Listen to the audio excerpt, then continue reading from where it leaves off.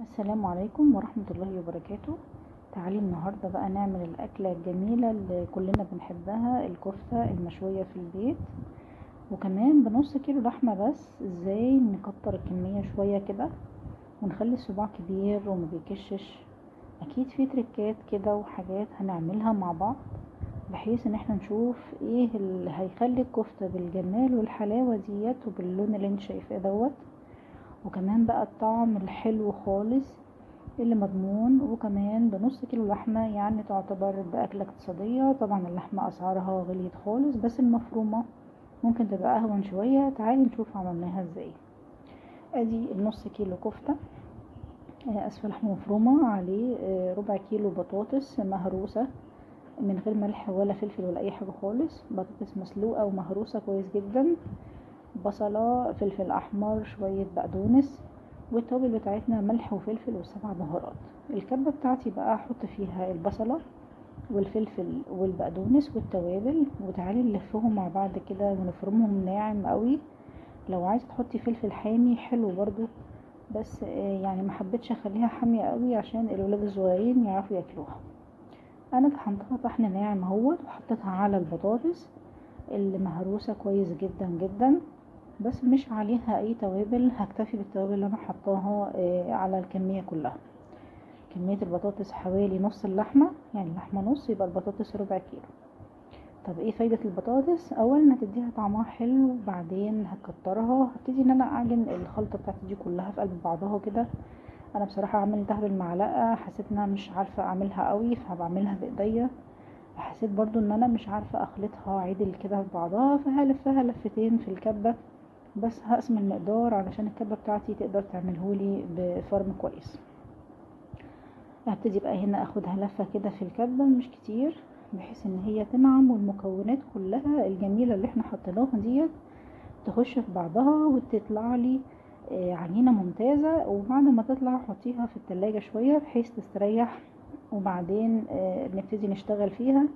تعالي بقى نشوف هنشتغلها ازاي.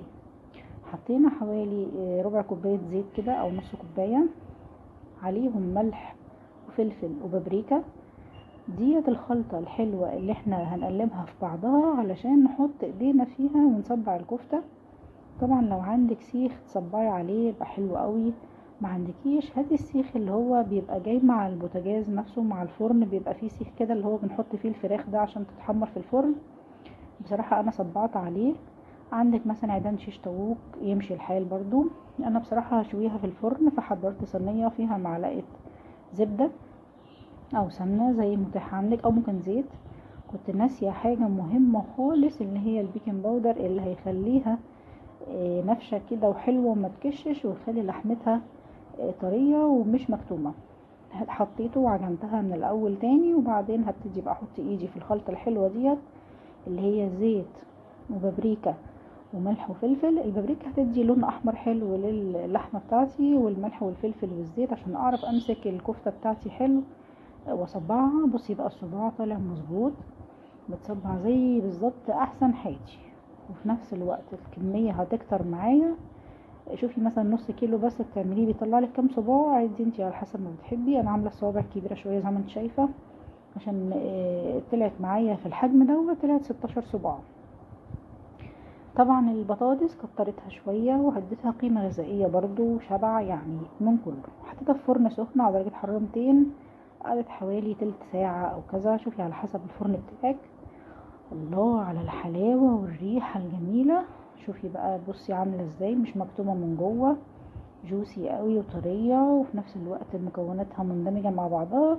ممكن تحط لها فحمية بعد ما تطلع من الفرن وتبقى برضو طعمها حلو. طعم الشوي انا ما كانش عندي متاح فحم.